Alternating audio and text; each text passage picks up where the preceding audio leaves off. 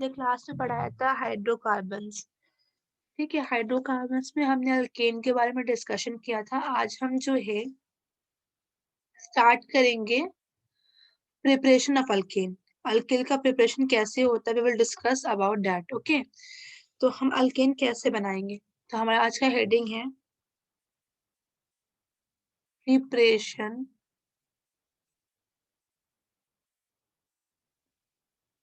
Preparation of alkane. हम alkane कैसे करेंगे। फर्स्ट मेथड है hydrogenation. First method is hydrogenation.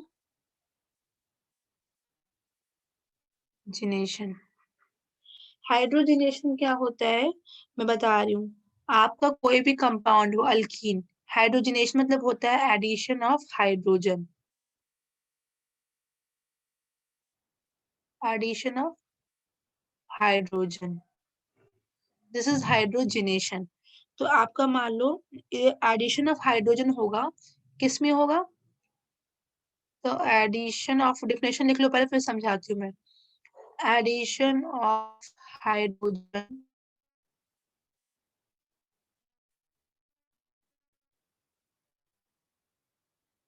in alkene in unsaturated hydrocarbon.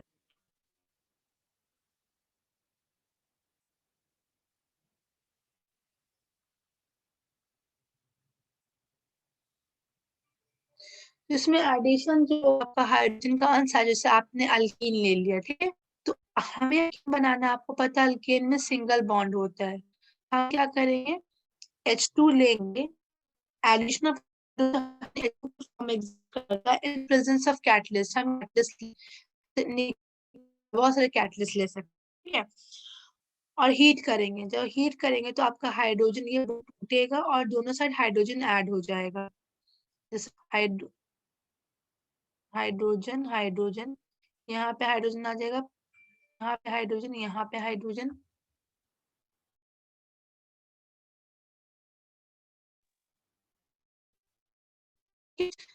अब यहाँ हाइड्रोजन, तो ये आपका अल्केन बन गया। तो कैसे बना अल्केन, आपने अल्कीन लिया हो या अल्काइन लिया हो, उस बॉन्ड को तोड़ के हाइड्रोजन लगा दोगे तो आपका अल्केन मिल जाएगा।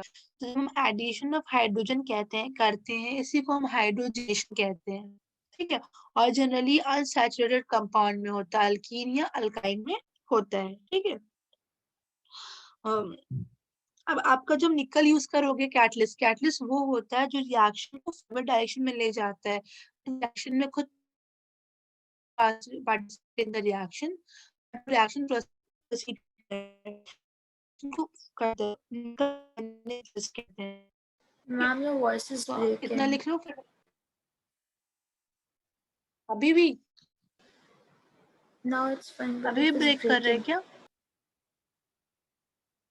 ओके, मैं यही कह रही हूँ कि जो आपका जो अनसैचुरेटेड हाइड्रोकार्बन है जिसमें डबल बॉन्ड हो, ट्रिपल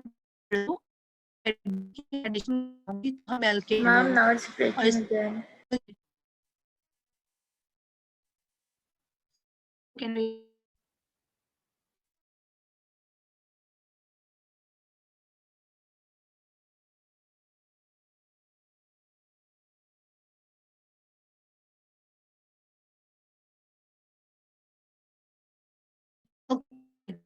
तो मैंने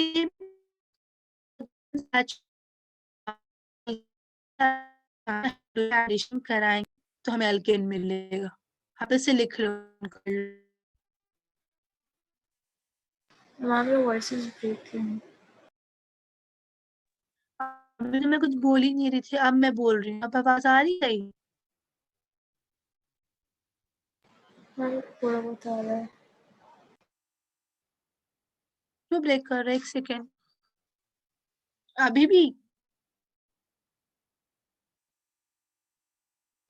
Now it's fine. ओके, आप इस डेफिनेशन को लिख लो।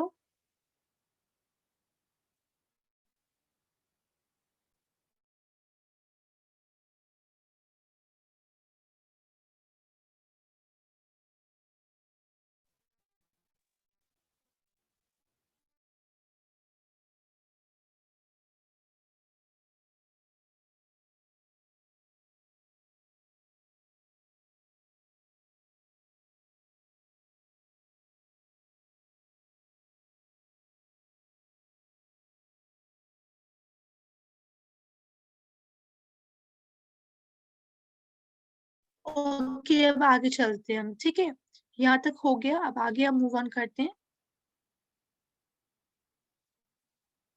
तो आपका जो हाइड्रोजनेशन होता है उसमें आप निकल यूज कर सकते हो एज अ कैटलिस्ट।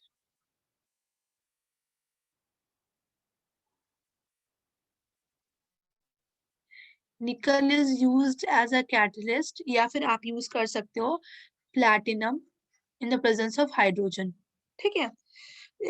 तो पहला जो हमने प्रिपरेशन पढ़ा अल्केन का, वो हमने पढ़ा हाइड्रोजनेशन से, मतलब डबल बॉन्ड या ट्रिपल बॉन्ड में आप हाइड्रोजन ऐड करोगे तो आपको अल्केन मिलेगा। अब हम दूसरा मेथड पढ़ने जा रहे हैं।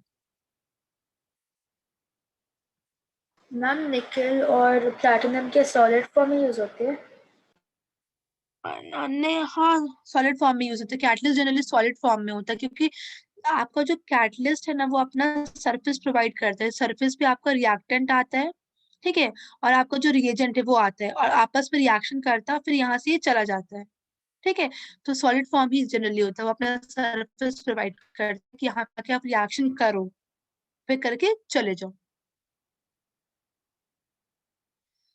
अब ओके हमारा जो मैम। सेकेंड मेथड है वो है फ्रॉम अल्काइल हैलाइड। अब आप बताओ अल्काइल हैलाइड क्या होता है, नाम सुना है अल्काइल हैलाइड का?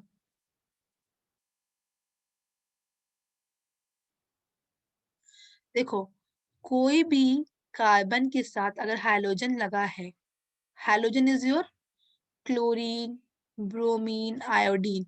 हाइड्रोजन को हम एक्स से दिखाते हैं। अगर आपका कार्बन हाइड्रोकार्बन में, जैसे आपका अल्केन है, ठीक है, अल्केन में आपको पता है कि कार्बन और हाइड्रोजन होता है, ठीक है। अगर आप हाइड्रोजन हटा के यहाँ पर से अगर आप लगा देते हो हाइड्रोजन क्लोरीन, तो वो क्या बन जाएगा आपका? This is your Cl। तो ये आपका कहलाएगा अल्काइल हैलाइड। क्या कहलाएगा ये? Alkyl halide. तो हम जो नेक्स्ट प्रिपरेशन पढ़ने जा रहे हैं, हम क्या कर रहे हैं, अल्काइल हैलाइड से अल्केन बना रहे हैं, ठीक है। और जो रिएक्स रिएक्शन है वो बहुत ही इंपॉर्टेंट है, वो नेमिंग रिएक्शन है। उस रिएक्शन का नाम है, मैं इसको रब कर रही हूँ, उस रिएक्शन का नाम है, हम सेकेंड पढ़ रहे हैं अल्काइल हैलाइड।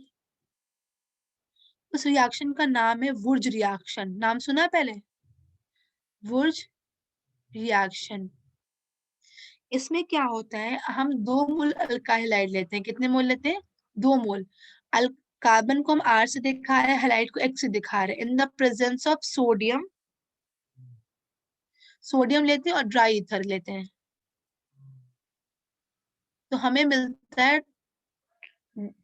मतलब R मिलता है, अल्केन मिलता है। मैं रिएक्शन करके दिखा रही हूँ। जैसे आपने लिया CH3Cl लिया, ठीक है, 2 मोल ले लिया, साथ में सोडियम ले लिया, और this is your dry ether. तो आपको मिलेगा CH3CH3। देखो कैसे मिलेगा। आपने यहाँ पे क्या लिया, CH3Cl 2 लिया है, तो मैं यहाँ लिख रही हूँ CH3Cl प्लस बीच में आपका सोडियम लिख दिया, और मैंने यहाँ पे 2 था ना, मैंने एक ही लिखा है, एक मैं यहाँ पे लिख रही हूँ Cl एंड CH3, और आपका यहाँ पे ड्राई ईथर है। तो क्या होगा, यहाँ से आपका क्लोरीन और यहाँ का सोडियम क्लोरीन आपस में निकल जाए, बाहर निकल जाएगा, और बाकी ये CH3 के साथ जुड़ जाएगा। जब जुड़ेगा तो क्या हो जाएगा, CH3 और आपका निकल के आ गया NaCl निकल गया, NaCl निकल गया। तो आप देखो, आपने एक कार्बन लेके चले थे, आपको डबल कार्बन मिल गया, मतलब आपने मिथाइल लेके चले थे, मिथाइल क्लोराइड, और आपको मिल गया इथेन। और ये रिएक्शन बहुत ही इंपॉर्टेंट है, क्योंकि ये नेमिंग रिएक्शन है, इसमें कुछ नहीं होता है। आप अल्काइल हैलाइड को इन द प्रेजेंस ऑफ, मतलब alkyl halide in sodium in the presence of dry ether, आपको अल्केन मिल जाएगा। लिख लो, फिर इसका मैं डेफिनेशन लिखाती हूँ, इतना नोट डाउन कर लो, या फिर मैम अभी रुक जाओ, ईथर मैं का इसका फॉर्मूला डेफिनेशन क्या लिखा था? देती हूँ, फिर रिएक्शन। ईथर का फॉर्मूला होता है कि आप 2 कार्बन हाइड्रोजन को ऑक्सीजन से जोड़ते हो, 2 अल्काइल ग्रुप को ऑक्सीजन से जोड़ते हो, उसे हम ईथर कहते हैं। Yes ma'am. This is ether, ठीक है। तो इसका पहले डेफिनेशन लिख लो, फिर रिएक्शन लिख लेना, ठीक है। ये हमेशा रिएक्शन में इवन नंबर ऑफ कार्बन बनेगा। जैसे हमने एक कार्बन यहाँ लिया था, हमें 2 मिला इवन, अगर हम 2 लेते तो हमें 4 मिलता, तो हमेशा इवन मिलता है। तो आप इसका डेफिनेशन लिख लो।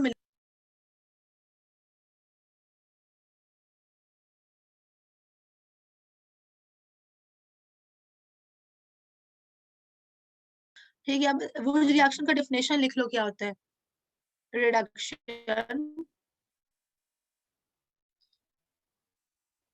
Of alkyl halide, reduction of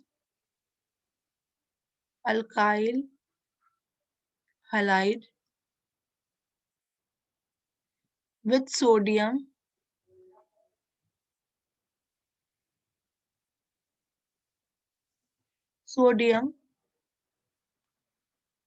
in dry ether to give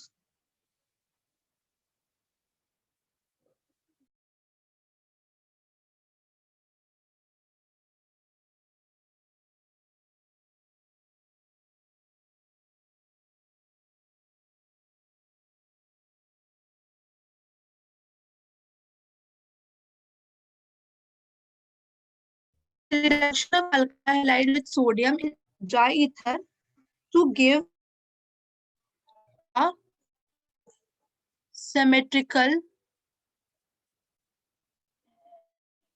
alkane। symmetrical मतलब इवन नंबर में, ठीक है, with हाँ with twice the number of carbon atom। ठीक है, तो ये आपका हो गया। और एक पॉइंट और नोट डाउन करना, it give even number of carbon. आप एग्जाम्पल में लिख लो, अगर मैं लेके चलती हूँ यहाँ पे 2CH3Cl plus sodium and dry ether, तो आपको मिलेगा CH3 और बाहर निकल जाएगा NaCl। यार आप लिखना चाहो तो ऐसे भी लिख सकते हो, CH3Cl Cl CH3 dry ether, तो आप यहाँ से ये Cl NaCl बाहर निकाल दो, आपस में इसको ज्वाइन कर दो, तो CH3 plus 2NaCl। Ma'am, note down how कर लो did इसे, it become double carbon? क्योंकि हमने 2 मोल लिया था ना, देखो 2CL मैंने लिया है, ठीक है, Ma'am, your voice हमने इसको broke. I मैंने didn't get you. ये कह रही हूँ कि मैंने 2CH3Cl लिया है, ठीक है, तो मैंने इसे ओपन करके लिखा है, मैंने एक CH3Cl यहाँ लिखा है, एक CH3Cl मैंने यहाँ लिखा है, ठीक है, अब बीच में सोडियम लिखा है, तो फिर हमने NaCl निकाल दिया बाहर, तो फिर ये CH3 से अटैच हो जाएगा, तो हमें मिल जाएगा इथेन। मैम 2NaCl के लिए उधर भी 2Na में लेना। अब देखो, हम जब रिएक्शन में कुछ डालते हैं ना, तो कोई फिक्स नहीं होता अमाउंट हम कितना डाल रहे हैं, क्या डाल रहे हैं, क्योंकि उसमें तो हमने Na डाल दिया, अब Na बहुत होगा, बस उसमें से 2 ही रिएक्ट किया होगा, Cl यहाँ से एक Cl यहाँ से लिया होगा। अगर मान लो मैं NaCl लिख रही हूँ, तो मुझे बैलेंस करने का 2 लगाना पड़ेगा। आप बैलेंसिंग तो सीखा होगा, फिर आप यहाँ पर 2Na लगा देना। एंड मैम बैलेंसिंग आपने तो उधर बाद लिखा में होता है, विथ बट ट्वाइस। यहाँ, हाँ आप प्लीज पार्डन। मैम सेम आपने उधर लिखा हुआ है ना कि symmetrical alkene with twice the number of carbon atom, वो तो सेम नंबर ही कार्बन एटम का है। हाँ, पर हम जो यहाँ जो हमने 2 लिखा है ना, वो बैलेंस करने के लिए लिखा है, मैंने पहले ही लिख दिया। आप जब बीकर में कोई कंपाउंड लेते हो, तो आप फिक्स अमाउंट डाल देते हो कुछ, उसमें 2 मिल 3 मिल 4 मिल कितने भी रहते हैं, ठीक है, पर रिएक्शन तो एक ही से दिखाया, यहाँ पे डबल और भी तो हम यहाँ पे बैलेंस करते हैं, ठीक है, बैलेंस करने के यहाँ पे लगाते हैं। उसी तरह अगर आप इसको मैं नोट डाउन कर, मैं और समझा दूंगी, इसका डेफिनेशन लिख लो पहले।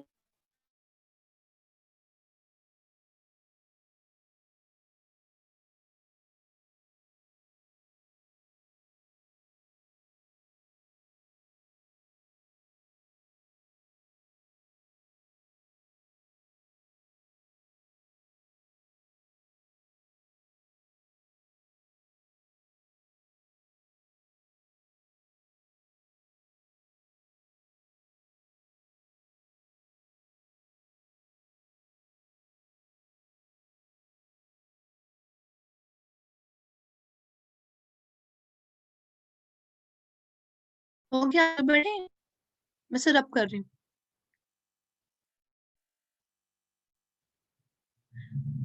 देखो इसमें मैं ये कहना चाह रही हूँ कि अब हमने कंपाउंड डाला है, तो वो 2 मोल 3 मोल 4 मोल भी हो सकते हैं, बट वो मतलब 2 ही मोल बन रहे हैं, डबल ही हो रहे हैं, मतलब ऐसा नहीं कि ट्रिपल हो जा रहा है या 4 टाइम्स बन जा रहा है, बस ये जो उसका कार्बन है उसका डबल बन रहा है। ठीक है, रिएक्शन उतने ही तक की हो रही है, आगे नहीं प्रोसीड कर रहा है। फॉर एग्जाम्पल मैं से रब कर रही हूँ।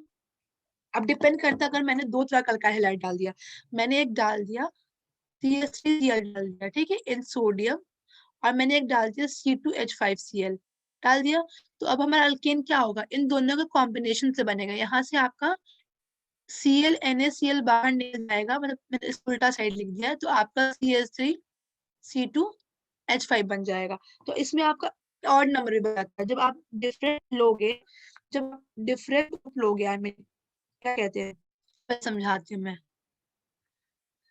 मैंने बीकर में डाला CH3Cl, साथ में मैंने सोडियम है यहाँ पे, और साथ उल्टा लिख रही हूँ C2H5 डाला बीकर में, ठीक है, ये आपके बीकर में डाला हुआ, साथ में आपका ड्राई ईथर भी है।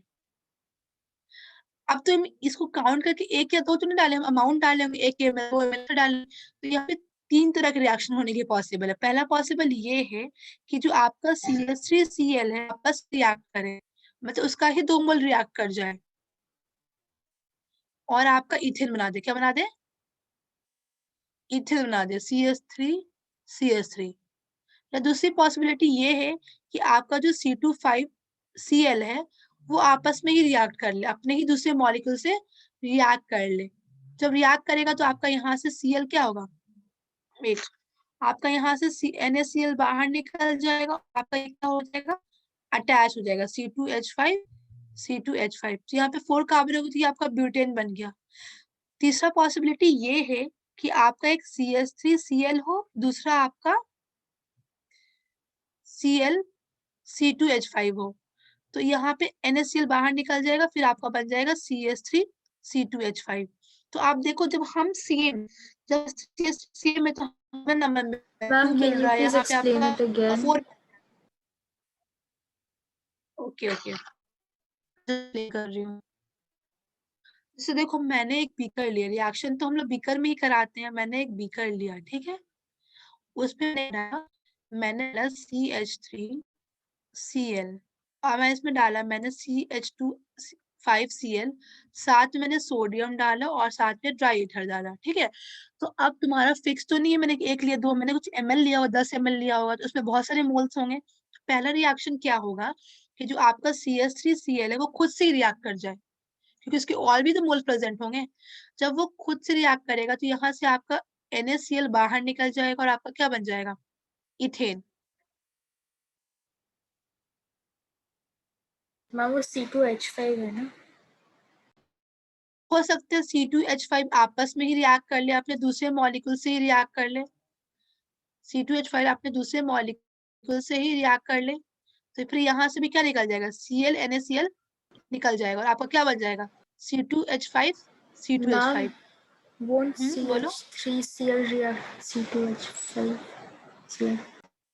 मैंने लिखा C2H5, 3 पॉसिबिलिटी यहाँ बन सकती है। पहला कि वो CH3Cl CH3 से खुद से ही रिएक्ट कर ले, दूसरी पॉसिबिलिटी ये होती है C2H5 आपस में रिएक्ट कर ले, तीसरी पॉसिबिलिटी ये होती है कि आपका जो CH3Cl है वो C2H5 से रिएक्ट कर ले। मैंने इसको बस घुमा के लिखा है कि Cl से निकालने में आसानी हो, तो यहाँ से NaCl निकल जाएगा और ये जुड़ जाएगा, तो क्या बन जाएगा, CH3C2H5। अब देखना, जब हमने एक जैसा इधर भी CH3 लिया, इधर भी CH3 लिया, तो हमें इवन नंबर मिल रहा है, 2 मिला इथेन। मैंने यहाँ C2H5 लिया, यहाँ भी C2H5 लिया, तो हमें 4 मिला ब्यूटेन। पर देखो, अगर मैंने डिफरेंट ले लिया, यहाँ पे CH3 ले लिया, यहाँ पे C2H5 ले लिया, डिफरेंट ले रहे हैं, अनसिमेट्रिकल ले रहे हैं, तो आपको कितने कार्बन मिल रहे हैं, 3 कार्बन मिल रहे हैं।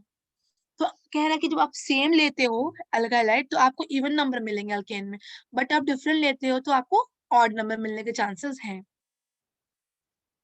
हाँ इशिका, आप कोई क्वेश्चन है तो पूछ लो उससे रिलेटेड।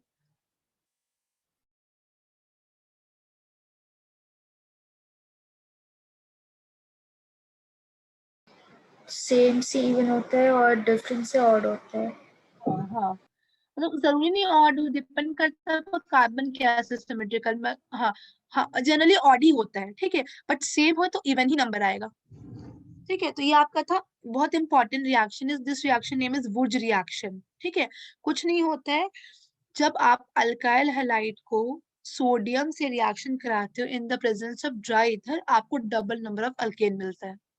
आज वुर्ज साइंटिस्ट ने इसका डिस्कवरी किया था, इसका नाम है वुर्ज रिएक्शन। ठीक है,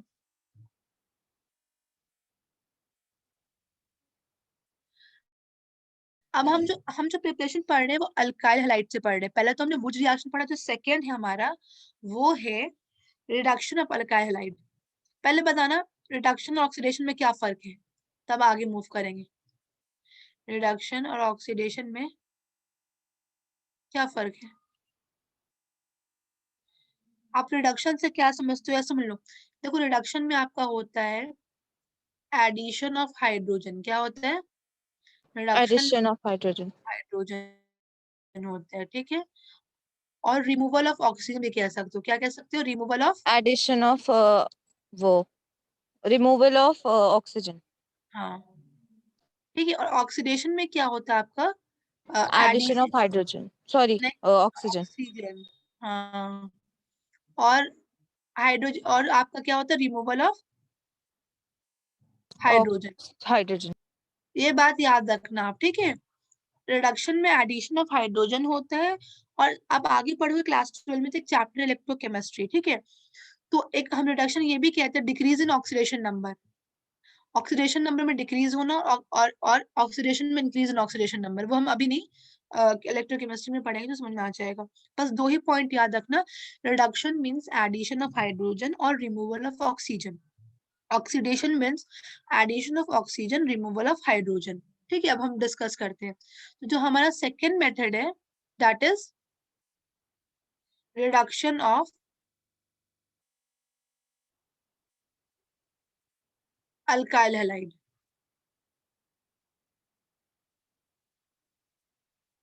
हम अल्काइल हैलाइड का क्या कराएंगे? रिडक्शन कराएंगे, ठीक है। तो हम है ना ले लेते हैं RX, ठीक है। और हम कोई भी रिएजेंट ले लेते हैं, तो यहाँ पे हमने रिएजेंट लिया है Zn और HCl लिया है। देखो मैं बता दे रही, याद रखना Zn प्लस HCl को हम लोग लुकास रिएजेंट कहते हैं। इसका नाम है लुकास रिएजेंट, ठीक है। तो मैम ये ये इसका नंबर 1 क्या था? इसका नंबर 1 था कि हमने वुर्ज रिएक्शन पढ़ा था। हमने अल्काइल हैलाइड से ही तो पढ़ा था। वुर्ज रिएक्शन में क्या हो रहा था? आप अल्काइल हैलाइड समझती हो क्या होता है? Yes ma'am. कार्बन के साथ हाइड्रोजन अटैच होता है। तो हमने फर्स्ट रिएक्शन पढ़ा था वुर्ज रिएक्शन, अल्काइल हैलाइड से ही तो बन रहा था वुर्ज रिएक्शन। सेकेंड है हमारा रिडक्शन ऑफ अल्काइल हैलाइड। तो इसमें क्या होता है, आपको जो Zn और HCl है ना, ये रिड्यूसिंग एजेंट की तरह काम करते हैं, रिडक्शन कराते हैं। तो क्या कराएंगे आप? Addition of hydrogen. तो यहाँ से एक्स को हटा के खुद हाइड्रोजन जाके जुड़ जाएगा, तो आपका अल्केन बन जाएगा। और यहाँ से तो देखो मैं कैसे दिखा रही हूँ, यहाँ देखो कैसे होता है। या फिर आप जनरली ऐसे भी करा सकते हो कि आपने अल्काइल हैलाइड लिया और आपने यहाँ पे H2 ले लिया, हाइड्रोजन के एडिशन कराना है, तो यहाँ पे क्या होगा? ये वाला बॉन्ड टूटेगा और H2 आपका पता है 2 हाइड्रोजन है, तो ऐसे बीच से एक बॉन्ड टूटेगा, हाइड्रोजन एक इसके साथ जाएगा, H के साथ जाएगा, तो यहाँ पे RH बन जाएगा और यहाँ पे HX बाहर निकल जाएगा। मैं एक रिएक्शन के साथ समझा रही हूँ, देखो जैसे मैंने ले लिया यहाँ पे CH3Br, this is alkyl halide. हमें हाइड्रोजनेशन कराना है, एडिशन ऑफ हाइड्रोजन। मैंने H2 ले लिया, किसी रिएजेंट की प्रेजेंस में होगा, लुकास रिएजेंट मैंने बताया ना। लुकास रिएजेंट क्या होता है, उसको एरो पे लिखते हैं हम, ZnHCl। इसी को हम लुकास रिएजेंट कहते हैं। आप क्लास 12 में पढ़ोगे अल्काइल हैलाइड चैप्टर में भी इसको, ठीक है। तो क्या होगा, ये Br हट जाएगा और हाइड्रोजन जाके वहां पे अटैच हो जाएगा, तो CH3, एक और H आ गया तो CH4 लिख दो, यहाँ से HBr निकल जाएगा। तो यहाँ पे आप देखो एडिशन ऑफ हाइड्रोजन हो रहा है ना, इसी को कहते हैं रिडक्शन ऑफ अल्काइल हैलाइड, और हमें क्या मिला? अल्केन मिला। अब देखो हर जगह ZnHCl नहीं रहता है, हर जगह बहुत सारे रिड्यूसिंग एजेंट है, बहुत सारे रिड्यूसिंग एजेंट है जो रिड्यूस कराते, तो आपको कुछ भी दे सकता है। जैसे आपको पहला तो Zn भी दे सकता है, एरो पे लिखा रहेगा Zn, ये HCl दे सकता है, या फिर आपको लिथियम अल्मोनियम हाइड्रेट दे सकता है, या फिर सोडियम बोरोहाइड्रेट, ये सारी चीजें दे सकता है। ठीक है, तो आप कंफ्यूज मत करना, अगर H2 लिख के ये सब कुछ भी लिख दे तो समझना रिडक्शन हो रहा है।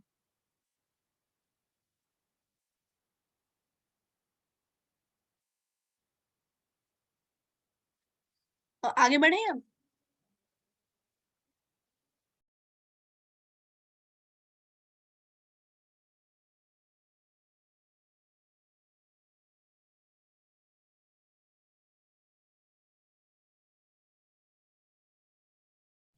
अब हम नेक्स्ट प्रिपरेशन पढ़ेंगे फ्रॉम गिगनार्ड रिएजेंट।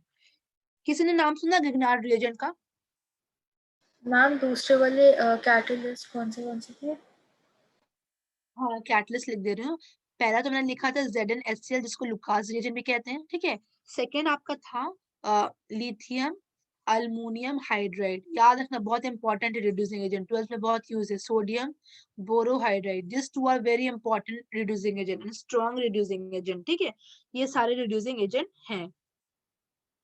तो अब देखो मैं आगे बता रही हूँ।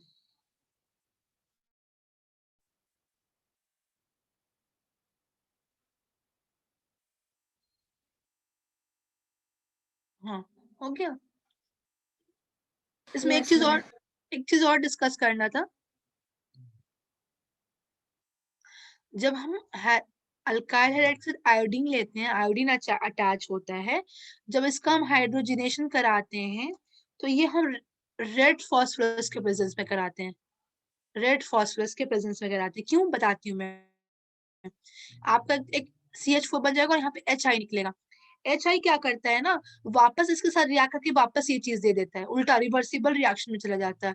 पर जब हम अगर हम नॉर्मल रिएजेंट के प्रेजेंस में कराएंगे, नॉर्मल रिएजेंट मतलब हमने रेड फॉस्फोरस ना लिया, यहाँ पे हमने ले लिया, यहाँ पे हमने ले लिया ZnHCl।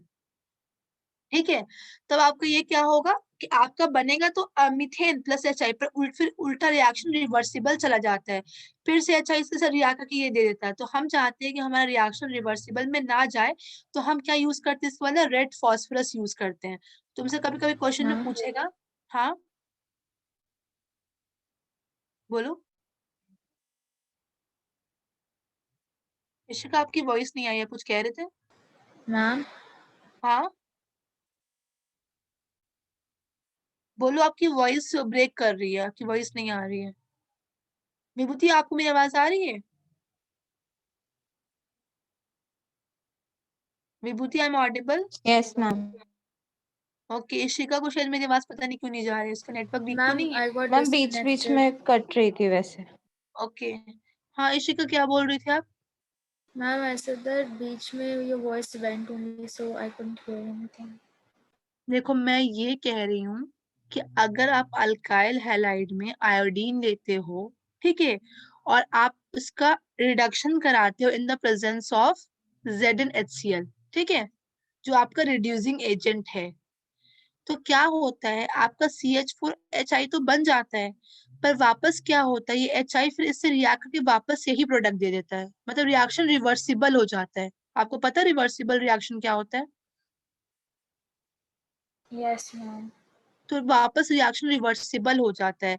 तो हम क्या करते हैं, तुमसे क्वेश्चन यही आता है कि जब हम आयोडीन लेते हैं अल्काइल हाइड्राइड में और उसका जब हम रिडक्शन कराते हैं, तो हम रेड फॉस्फोरस क्यों लेते हैं, why we use red phosphorus? तो इसका रीजन यही होता है कि अगर हम नॉर्मल रिएजेंट लेंगे तो आपका जो आयोडीन वाला तो मीथेन देगा, फिर वापस रिएक्शन करके रिवर्सिबल दे देता है। पर जब हम आपका रेड फॉस्फोरस लेंगे, मैं यहाँ लिख रही हूँ, जब हम रेड फॉस्फोरस लेंगे तो ये क्या करता है, रेड फॉस्फोरस इसको रिएक्शन से रिमूव करने में हेल्प करता है। जब ये रिएक्शन में रहेगा ही नहीं तो रिवर्सिबल रिएक्शन होगा ही नहीं। ठीक है, तो आप नीचे पॉइंट लिख लो, क्वेश्चन आता है कि what is the purpose, question यही आता है इसमें, what is the purpose of red phosphorus in reduction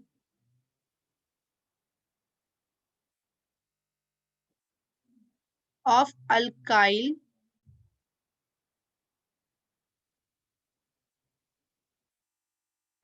iodide, तो यही लिखना कि it remove, मतलब लिखना कि रेड फॉस्फोरस लिखना, इट रिमूव, या लिखना red phosphorus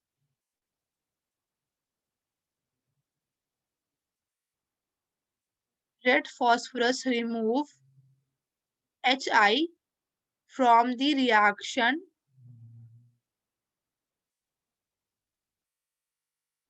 to avoid reversible reaction.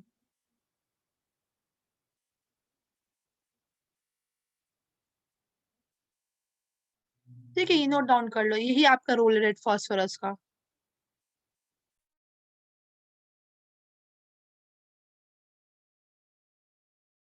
Ma'am it just removes HI, like किसी और फॉर्म में कन्वर्ट करके या ऐसे ही? बस ऐसे ही नॉर्मल रिमूव करने में हेल्प करता है, किसी फॉर्म में कन्वर्ट नहीं करते हैं। ओके।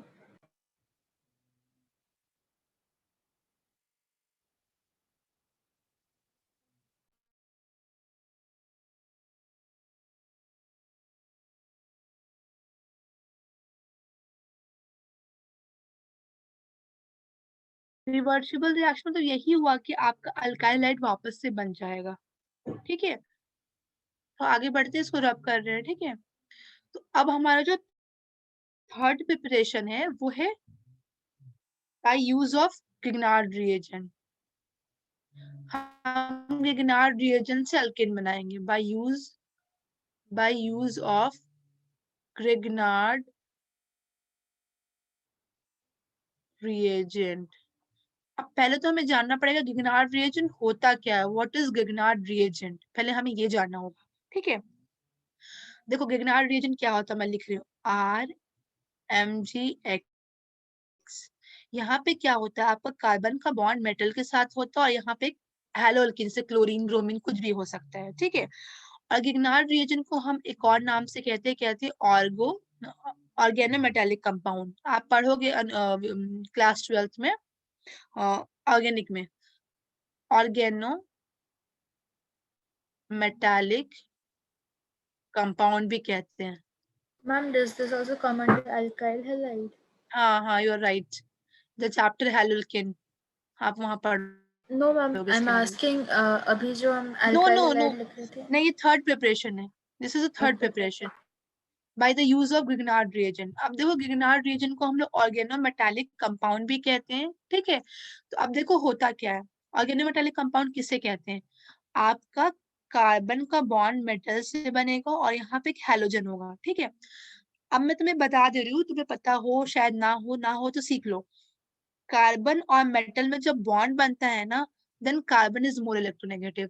तब ज्यादा इलेक्ट्रोनेगेटिव कौन होता है, कार्बन होता है। तो कार्बन इलेक्ट्रोनेगेटिव है तो कार्बन पे क्या आएगा, पार्शियल नेगेटिव चार्ज आएगा, इस पे पार्शियल पॉजिटिव आएगा। और क्लोरीन आपको पता है कि ऑल्सो इलेक्ट्रोनेगेटिव, तो इस पे पार्शियल नेगेटिव। पर उससे हमें कोई मतलब नहीं है चार्ज से, बस हमें ये पता होना चाहिए कि अगर मेटल कार्बन से अटैच है और क्लोरीन से, उसे हम कहते हैं इलेक्ट्रो ऑर्गेनोमेटालिक कंपाउंड या गिग्नार्ड रिएजेंट। गिग्नार्ड रिएजेंट क्यों बोलते हैं, क्योंकि एक साइंटिस्ट थे विक्टर गिग्नार्ड, उन्होंने इसका इन्वेंशन किया था, इसलिए उनके नाम पे। ठीक है, और एक्स की जगह ब्रोमीन क्लोरीन कुछ भी हो सकता है, हैलोजन। ठीक है, अब देखो हम इसका प्रिपरेशन इससे कैसे कराएंगे। और सुन लो, क्लास मतलब आगे पढ़ना है ये टॉपिक, क्लास में थोड़ा सा बता दे रही हूँ। आपका जो गिग्नार्ड रिएजेंट है ना, बहुत रिएक्टिव होता है, बहुत ज्यादा रिएक्टिव होता है। वो थोड़े से, अगर तुम कहीं भी इसको वाटर मिल जाएगा, थोड़ा सा भी मॉइस्चर, वो उससे रिएक्ट करके अल्केन बना देगा। वो उससे रिएक्ट करके क्या बना देगा, अल्केन बना देगा। तो तुमसे क्वेश्चन पूछता है कि हम क्वेश्चन तुमसे यही पूछता है कि गिग्नार्ड रिएजेंट रिएक्टिव, इतना रिएक्टिव क्यों है, अगर रिएक्टिव है तो तो क्या करेगा, मतलब वाटर के साथ रिएक्ट करके क्या करेगा। तुमने यही लिखना कि गिग्नार्ड रिएजेंट बहुत रिएक्टिव है, वो वाटर के साथ रिएक्ट करके अल्केन दे देगा। ठीक है, पहले आपको गिग्नार्ड रिएजेंट समझ में आया, कुछ नहीं होता है, कार्बन और मेटल के बीच में बॉन्ड हो और एक क्लोरीन मतलब हैलोजन जुड़ा हो, उसे हम गिग्नार्ड रिएजेंट कहते हैं। और एक साइंटिस्ट थे विक्टर गिग्नार्ड, उन्होंने इसका इन्वेंशन किया था, उन्हीं के नाम पे इसका नाम है गिग्नार्ड रिएजेंट। ठीक है, तो अब यहाँ पे कैसे हम बनाएंगे, हम तो गिग्नार्ड रिएजेंट याद रखना बहुत ज्यादा रिएक्टिव होता है, वो थोड़े से पानी के साथ भी रिएक्ट कर लेते हैं। जैसे आपने पढ़ा होगा सोडियम और पोटेशियम बहुत रिएक्टिव होता है, वो ऑक्सीजन के साथ रिएक्ट करके मतलब बहुत ज्यादा रिएक्टिव, तो उसको हम लोग केरोसिन में रखते हैं, क्लास 10 में पढ़ा था उसी तरह गिगनार्ड रिएजेंट। तो देखो कैसे प्रिपेयर करेंगे। अगर मैंने गिगनार्ड रिएजेंट लिया है RMgX, R is carbon, carbon 2 3 जितने भी ले सकते हो, Mg is metal, X is halogen. इसको हम रिएक्शन कराएंगे वाटर के साथ इन the presence of dry ether, तो हमें मिल जाएगा अल्केन। कैसे मिलेगा देखो मैं समझा रही हूँ आपको। वाटर तो ऐसा होता है ना, मैकेनिज्म में बता रही हूँ, ठीक है। तो यहाँ से बॉन्ड टूटेगा, आपको पता है कि ऑक्सीजन जो है वो ज्यादा इलेक्ट्रॉन नेगेटिव है, तो ऑक्सीजन पे नेगेटिव चार्ज आएगा और हाइड्रोजन पे पॉजिटिव चार्ज आएगा, ऐसे टूटेगा H+ OH-, ठीक है। और यहाँ जब मैं बॉन्ड तोड़ू, मैंने अभी बताया था कि आपका जो मेटल होता है वो लेस इलेक्ट्रोनेगेटिव होता है, कार्बन ज्यादा होता है, तो कार्बन पे कैसा चार्ज आएगा, नेगेटिव, इस पे कैसा आएगा, पॉजिटिव, इस टाइप से। आपका यहाँ पे Mg+X। अब बताना H+ किसके साथ जाएगा, माइनस वाले के साथ जाएगा कि प्लस वाले के साथ जाएगा, किसके साथ जाएगा, जो H+ है वो किसके साथ जाएगा, Mg। माइनस। हाँ, तो आपका बन जाएगा RH, और यहाँ पे माइनस उसके साथ जाएगा तो बन जाएगा MgOH-X। तो ये आपका RX अल्केन बना, ठीक है। एक मैं नॉर्मल तुमको रिएक्शन में बता दे रही हूँ करके, R की जगह CH3 लेके मैं इसको रब कर रही हूँ, मैं बता रही हूँ। देखो this is ma'am CH3। Last में। हाँ मैं समझा दे रही हूँ, बस एक मैंने एग्जांपल लेके समझा दे रही हूँ, बस वही समझो। मैंने R की जगह CH3 लिया, दिस इज मेटल Mg, और मैं मान लो यहाँ पे ब्रोमीन ले रही हूँ, ठीक है, कोई दिक्कत। मैंने इसका रिएक्शन कराया वाटर से इन the presence of dry ether. तो आपको पता है, मैं यहाँ पे कलर चेंज कर लूं, ठीक है। ये बॉन्ड टूटेगा तो इस पे नेगेटिव आएगा, इस पे पॉजिटिव आएगा, लाइक दिस, क्योंकि मैंने बताया कार्बन ज्यादा इलेक्ट्रोनेगेटिव होता है मेटल से, इसलिए। अब क्या को वाटर जो है वो टूटेगा ऐसे, यहाँ से टूटेगा, तो ऑक्सीजन मोर इलेक्ट्रोनेगेटिव, जिस पे नेगेटिव इस पे पॉजिटिव आएगा, ऐसे टूटेगा H+ OH-। अब क्या होगा, मैं मैकेनिज्म बता रही हूँ, ठीक है, एक तरह का। तो आपका H+ इसके पास जाएगा और OH- इसके पास जाएगा, तो क्या बन जाएगा, CH4+ MgOH-Br। तो ये आपका मीथेन बन गया, दिस इज अल्केन, मीथेन। तो आप इसका लिख सकते हो कि when definition Grignard reagent react with water in the presence of dry ether, it will give alkane। लिख लो, कोई डाउट है तो पूछ लेना।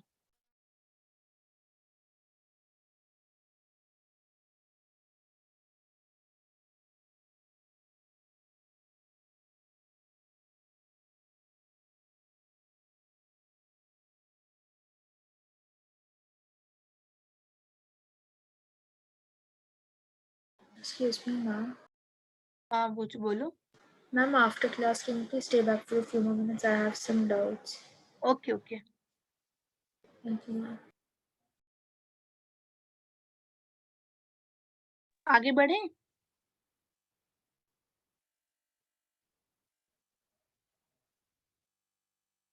Yes, ma'am. ओके बढ़ रहे। नेक्स्ट हमारा जो प्रिपरेशन है वो कार्बोक्सिलिक एसिड से है, और next preparation is from carboxylic acid. आप लिख लो, this is your fourth preparation I think, है ना, जो भी नंबरिंग अपने हिसाब से दे लेना, ठीक है। तो this is a preparation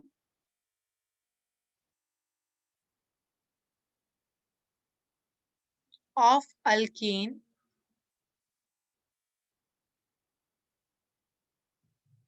from carboxylic acid। कोई बताएगा कार्बोक्सिलिक एसिड का फंक्शनल ग्रुप क्या है। वो होता है COOH। मैं से लिख रही हूँ, C carbon double bond O OH, यहाँ से किसी और से अटैच होता है। तो देखो हम कैसे करते हैं, ठीक है। तो अब मैंने फोर्थ प्रिपरेशन लिखा, preparation of alkane from carboxylic acid. इसके अंदर जो मेथड है उसका नाम है डी कार्बोक्सिलेशन। उसका मेथड का नाम क्या है? D carboxylation.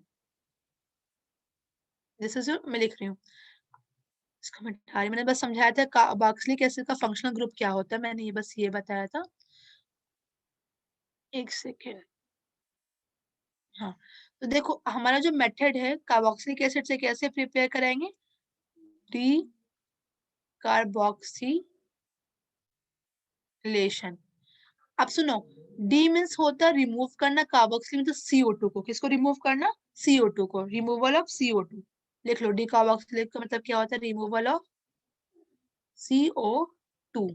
ठीक है, देखो कैसे होता है। आपने कार्बोक्सिलिक एसिड ले लिया,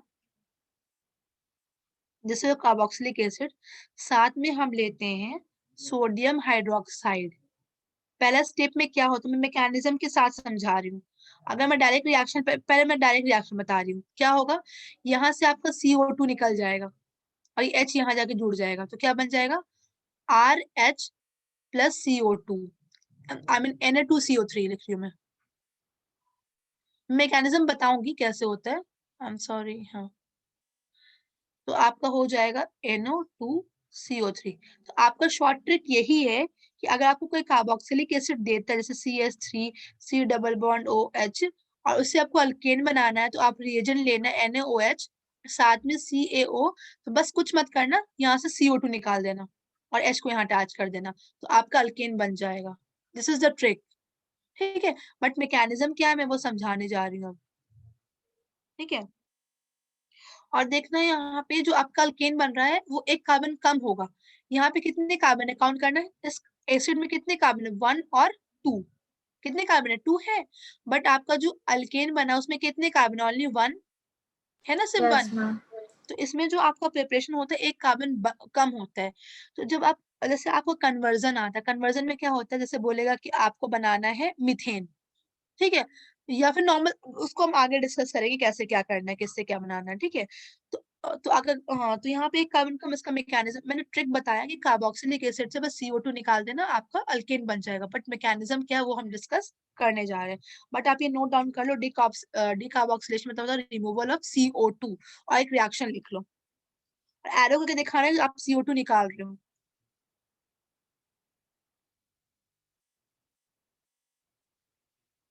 और नीचे में पॉइंट ये भी नोट करके पॉइंट लिख लेना, नोट करके, here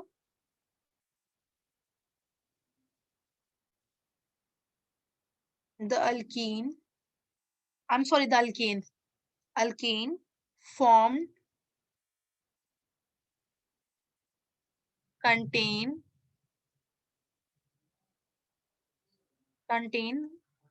one carbon। Ma'am alkane लिखा हुआ है ना? हाँ अल्केन है। Here the alkane formed contain one carbon less than the carboxylic acid। Carboxylic acid।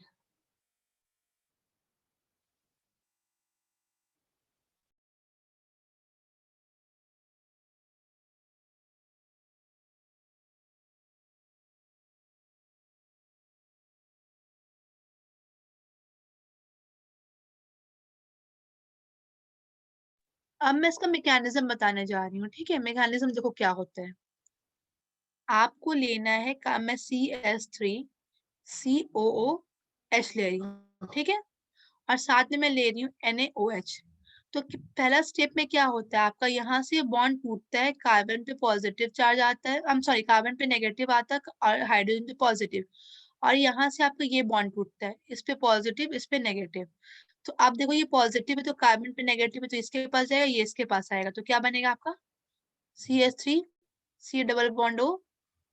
I am sorry, यहाँ पे एक और O होगा, आई एम सॉरी, मैं फिर से बता रही हूँ। देखो कार्बोक्सिलिक एसिड का फॉर्मूला यही होता है ना, CH3 C double bond O, I am sorry लिखा, और यहाँ पे OH होता है, ऐसे होता है। साथ में मैंने सोडियम हाइड्रोक्साइड ले लिया, यहाँ से ये बॉन्ड टूटेगा, ऑक्सीजन इलेक्ट्रोनेगेटिव है तो इस पे नेगेटिव चार्ज आएगा, हाइड्रोजन पे पॉजिटिव चार्ज आएगा। एक सेकेंड, हाइड्रोजन पे पॉजिटिव चार्ज आएगा, यहाँ पे तोड़ूंगी मैं तो इस पे पॉजिटिव आएगा और इस पे नेगेटिव आएगा, तो ये आपका जाके यहाँ अटैक करेगा और ये इसके पास जाएगा, तो क्या बन जाएगा CH3 C double bond O OH, ठीक है, और साथ में आपका आई एम सॉरी ONA और साथ में आपका वाटर बाहर निकल जाएगा, ठीक है। अब आपका नेक्स्ट स्टेप में क्या होगा, मैं बना रही हूँ यहाँ पे, नेक्स्ट स्टेप में क्या होता है RCOO आपके पास है ना, और आपके पास क्या है NaOH है, तो क्या होगा आपका ये CO2 ये पूरा पार्ट आपका यहाँ से ऐसे निकल जाएगा और इसका हाइड्रोजन जाके यहाँ अटैच हो जाएगा, तो मैम क्या बनेगा ऊपर क्या वो नेगेटिव साइन है? ऊपर में ये वाला, हाँ नेगेटिव एक नहीं सौ में मैम, लिख दे रही उसके नीचे वाले लाइन पे हूँ, ये वाला ONA, लाइन, जहाँ पे नहीं उसको हटा ONA दो, लिखा है। हाँ उसको मत लिखो, लिख भी सकती हो, मतलब चार्ज दिखा सकती हो नहीं भी दिखा सकती हो, ठीक है। तो आपका नेक्स्ट स्टेप में क्या, ये पूरा पार्ट निकल गया, जब आपका पूरा पार्ट निकला है तो पहले तो मैं R और H को जोड़ के लिख दे रही हूँ, क्या क्या निकला, पहले तो N निकला, ठीक है, मैंने N लिख दिया। अब N निकला, आपका कार्बन कितना निकला 1 2 3 ऑक्सीजन निकला और एक कार्बन निकला, तो हम चार्ज बैलेंस करने के लिए N2 लिखते हैं और CO3 निकला, एक कार्बन और 3 ऑक्सीजन 1 2 3, तो आपका ये निकला। मैंने यहाँ पे R लिख दिया, दिस इज CH3, मैं कर देनी इसको,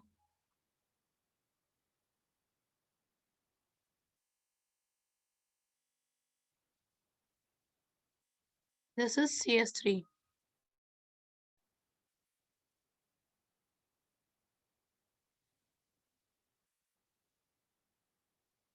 CH4 हो जाएगा ना, बनने के बाद CH4 हो जाएगा, ये CH4। इसमें किसी को डिकार्बोक्सिलेशन में कोई डाउट है, मैम ये वाला पार्ट समझ में नहीं आया। रिएक्शन मैकेनिज्म समझ में नहीं आया, फिर से नहीं समझाती हूँ, मैम, देखो मैं फिर से क्लियर कर दे रही हूँ, कोई दिक्कत नहीं। देखो ये आपका एसिड है, इसमें तो कोई डाउट नहीं है, ठीक नो है। मैम। हमने सोडियम हाइड्रोक्साइड लिया, कोई दिक्कत नहीं, मैंने यहाँ से बॉन्ड तोड़ा तो ऑक्सीजन पे नेगेटिव आएगा, इस पे क्या आएगा पॉजिटिव, हमने यहाँ से बॉन्ड तोड़ा, ये पॉजिटिव ये नेगेटिव, तो ये पॉजिटिव किसके पास जाएगा, नेगेटिव के पास, ये इसके पास जाएगा, तो क्या बन जाएगा आपका CH3 C double bond ONA, ठीक है। आप चार्ट दिखा भी सकते हो ऐसे ऐसे करके, कि एक सॉल्ट बन रहा है तो दिखा सकते हो, और आपका बाहर निकल गया वाटर। अब नेक्स्ट स्टेप में क्या होगा, फिर इसका रिएक्शन जो आपका बना CH3 COO इसका रिएक्शन होगा NaOH से, तो क्या होगा आपका ये पूरा पार्ट आपका बाहर निकल जाएगा, ठीक है, और आपका जो H है इसके साथ जुड़ जाएगा, तो H इसके मैम साथ लेकिन जुड़े, why are we adding NaOH to what we just got? Second step, देखो जब हमने सेकेंड स्टेप में क्यों जोड़ा, क्योंकि जो हम जब बीकर लेते हैं तो इसमें हम NaOH डालते हैं और NaOH का अमाउंट फिक्स नहीं होता, वो एक्स्ट्रा रहता है, तो फिर से वापस वो रिएक्ट करते हैं इस कंपाउंड के साथ, ठीक है।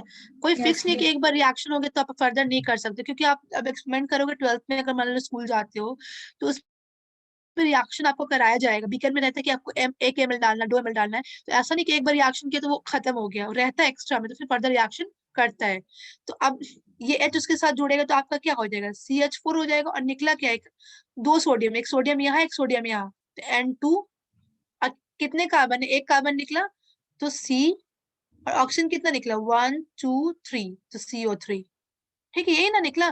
मैं आपको डायरेक्ट यही सिखा रही थी, मैंने डायरेक्ट क्या सिखाया था आपको, कि अगर आपका CH3 C double bond OH है और साथ में आपका NaOH है, तो आपको कुछ नहीं करना है, यहाँ से CO2 निकाल देना, यहाँ पे हाइड्रोजन को अटैच कर देना है और सोडियम कार्बोनेट लिख देना है Na2CO3। किसी को डाउट डिकार्बोक्सिलेशन वाले पार्ट में? तो आज हमने पढ़ा पहला कि हाइड्रोजनेशन से कैसे निकालते हैं, हाइड्रोजनेशन मतलब एडिशन ऑफ हाइड्रोजन से कैसे अल्केन बनता है, दूसरा हमने अल्काइलाइट से पढ़ा वुड रिएक्शन, तीसरा हमने पढ़ा रिडक्शन ऑफ अल्काइलाइट, और चौथा हमने पढ़ा डीकार्बोक्सिलेशन मतलब कार्बोक्सिलिक एसिड से हम कैसे प्रिपेयर करते हैं। यहाँ तक किसी को डाउट? No ma'am. ठीक है, तो अब फर्दर हमें एक और पढ़ना है, कोलब्रेज इलेक्ट्रोलाइसिस पढ़ना है, ये भी तुम्हारा इसी से होता है, कार्बोक्सिलिक एसिड से ही बनता है, बस साइंटिस्ट अलग थे तो नाम उसका अलग हो गया, कॉल्बेज इलेक्ट्रोलाइट, और रिएजेंट अलग यूज हो गया, ठीक है। और तीसरा हम पढ़ेंगे रिडक्शन से, कार्बोक्सिलिक एसिड की रिडक्शन से कैसे बनता है। और उसके बाद हम पढ़ेंगे अल्केन की बॉइलिंग पॉइंट क्या होती है, मेल्टिंग पॉइंट क्या होती है, मतलब कि अल्केन की बॉइलिंग पॉइंट कम होती है, ज्यादा होती है, क्या होती है, वो पढ़ेंगे। उसके बाद हम देखेंगे कि अल्केन किस किस चीज से रिएक्शन करता है। अभी तो हमने देखा कि हम अल्केन कैसे बना सकते हैं, अब देखेंगे कि अल्केन किस किस चीज से, अल्केन ऑक्सीजन के साथ रिएक्शन करके क्या देता है, ये सारी चीजें हम डिस्कस करेंगे कल टुमारो नेक्स्ट क्लास में। तो इशिका एंड विभूति, जब तक जितना मैंने आज पढ़ाया उसमें कोई डाउट है? No ma'am. Ishika, no ma'am. आप अपना डाउट पूछ लो अब। मैम वो 12th से आज एक असाइनमेंट दिया था, 4 क्वेश्चन से, तो थोड़ा सा कंफ्यूजन था। हाँ हाँ पूछ लो, कोई बात नहीं। Ma'am can I send you the questions? Okay, send कर दो।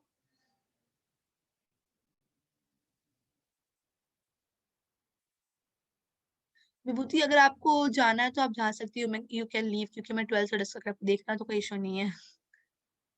आपकी प्रिपरेशन कैसे चल रही है एग्जाम की? विभूति, आ रहे हो? यस मैम, ठीक चल रही है। मैम ये हाँ फर्स्ट वाला क्वेश्चन है, क्वेश्चन हाँ है। मैंने क्वेश्चन देखा है, and what motor must be taken to, तुम्हें मास निकालना है ना, तो मैम देखो इधर यहाँ मुझे पे क्वेश्चन क्वेश्चन क्या समझ में है। नहीं आया। तुमने क्वेश्चन एनसीईआरटी से देखा या असाइनमेंट में मिला है? मैम असाइनमेंट में मिला था। आप तो मुझे ये बताओ कि तुमने मोल कॉन्सेप्ट अच्छे से पढ़ा था? Yes ma'am. पक्का? Yes ma'am. ठीक है, मैं बता रही हूँ, क्वेश्चन रीड कर दो तो मैं बताती हूँ।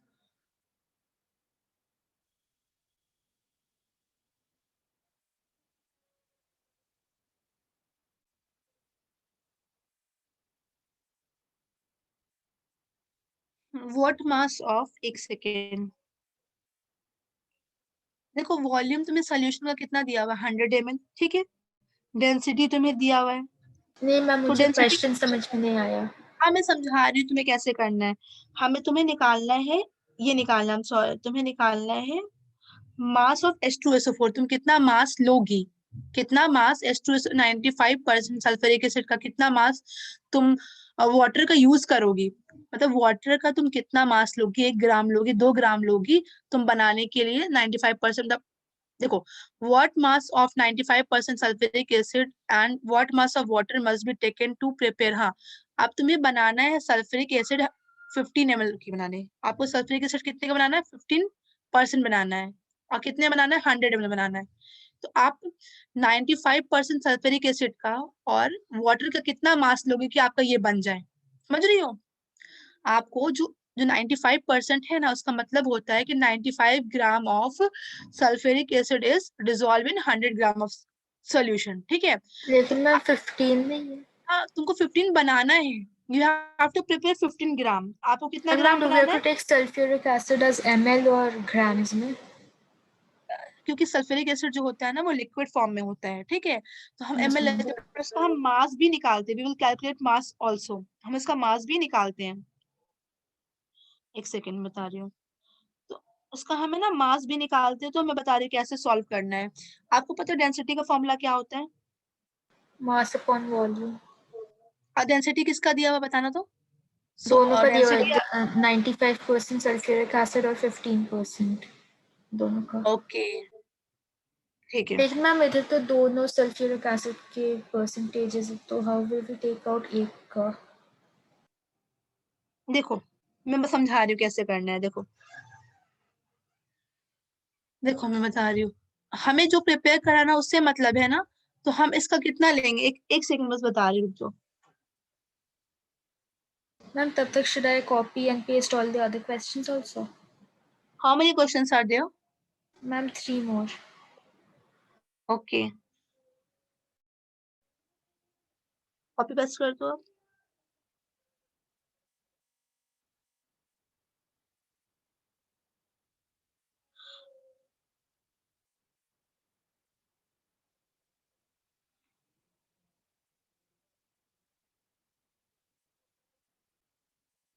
देखो पहले आप देखो यहाँ पे ये इस क्वेश्चन को पहले डिस्कस कर लेते हैं, फर्स्ट क्वेश्चन, ठीक है। फर्स्ट क्वेश्चन में देखो क्या करना है। आपका डेंसिटी का फॉर्मूला होता है, डेंसिटी का फॉर्मूला होता है मास बाई वॉल्यूम। यहाँ से मास क्या निकल जाएगा, सॉल्यूशन का डेंसिटी दिया हुआ है, तो क्या हो जाएगा, mass into, I am sorry, density into volume हो जाएगा। आपका डेंसिटी कितना दिया हुआ है, यो डेंसिटी अगर हम 1 पॉइंट, अभी वो वाला लेते हैं, कहाँ गया, एक मिनट, हाँ, डेंसिटी हम लेते हैं जो हमें प्रिपेयर करना है, 15% प्रिपेयर करना है, तो उसकी डेंसिटी है 1.10, और आपका वॉल्यूम कितना दिया हुआ है, 100 ml। तो आपका सॉल्यूशन का मास कितना आ गया, 110 ग्राम आ गया। सॉल्यूशन का मास कितना आ गया, Yes, 110 grams. ठीक है। अब 110 ग्राम आ गया, और आपको पता है 15% मतलब क्या होता है, 15% मतलब होता है कि 15 gram of H2SO4 is dissolved 100 in grams of solution. 100 gram of solution, ठीक है। कोई दिक्कत है, तो अब हम मास निकाल रहे हैं, हम है ना मास निकाल रहे हैं, मास ऑफ H2SO4, तो डेंसिटी दी उसी का ना 100, मतलब आपका 110 ग्राम सॉल्यूशन में H2SO का मास क्या होगा, ठीक है। मैम तो हम इधर कैसे, हमने वेट बाय वेट लिया कि वॉल्यूम बाय वॉल्यूम?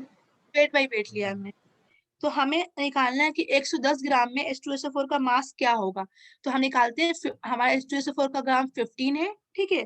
कितने ग्राम में, 100 ग्राम में, और हमारा जो सॉल्यूशन है वो कितने ग्राम का है, 110 का। तो आप यहाँ सॉल्व करोगे तो आपका आएगा 16.5 ग्राम आएगा H2SO4 का मास, ठीक है।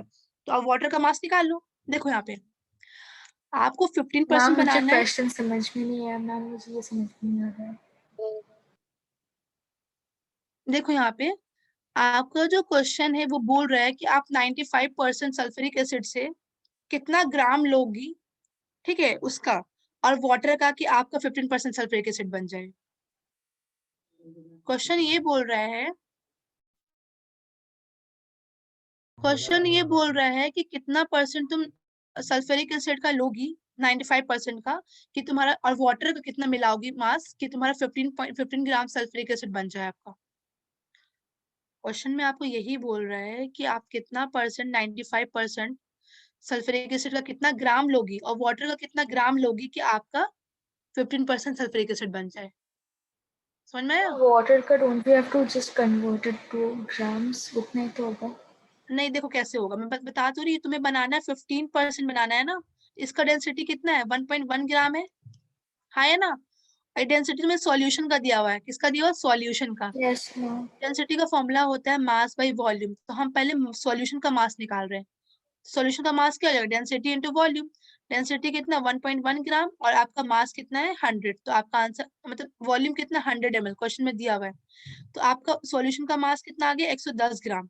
कितना आ गया, 110 ग्राम। और यस आपको मैम। पता है 15% मतलब क्या होता है, कि 15 gram of H2SO4 dissolve in 100 gram of solution, I am 100 gram of solution, ठीक है। तो आपका 15% किसमें, 100 ग्राम में, तो 110 में कितना होगा, 1/10 का निकालना होगा। तो जब आप सॉल्व करोगी, मतलब आपका 15 ग्राम 100 ग्राम में, ठीक है, 100 ग्राम सॉल्यूशन में, तो 110 ग्राम में कितना पार्ट होगा सल्फ्यूरिक एसिड का, कितना मास होगा, हमें ये तो निकालना है। तो आपका होगा 16.5 ग्राम होगा, ठीक है। तो आपका जो टोटल जो सॉल्यूशन का मास है वो 110 ग्राम है, जिसमें से आपका सल्फ्यूरिक एसिड कितना, 16.5 है। तो आपका सॉल्वेंट मैम कितना, वाटर सल्फ्यूरिक कितना। एसिड कैसे निकालोगे, समझ में नहीं आया। देखो यहाँ पे आपका मैंने सॉल्यूशन का मास निकाल लिया, टोटल सॉल्यूशन का जो 15% सॉल्यूशन है आपका, उसका मास कितना है, 110 है, ठीक है। और आपको 15% बनाना है, तो 15% मतलब क्या होता है, 15 gram of H2SO4 dissolve in 100 gram of solution, यही होता है ना। मतलब 100 ग्राम में आपका सल्फ्यूरिक एसिड का मास कितना है, 15 ग्राम है। 100 ग्राम में आपका सल्फ्यूरिक एसिड का मास 15 ग्राम है, तो 110 ग्राम में कितना होगा, मल्टीप्लाई करके निकालते हैं हम। यस मैम, लेकिन वो तो 110 में ही तो है। हाँ, तो 100 और 10 में कितना होगा, आपको बनाना है 15 ग्राम ऑफ H2SO4, मतलब यही होता है ना, 15 gram of H2SO4 dissolve in 100 gram of solution, ठीक है। तो आपका इतना आ रहा है, ठीक है। तो आपको 110 ग्राम में आपका कितना होगा, क्योंकि हमें 110 ग्राम जो मास हमें बनाना है 15%, उसका 110 ग्राम मास आ रहा है सॉल्यूशन का, तो उसमें कितना मास होगा, तो हम ऐसे ही निकालते हैं।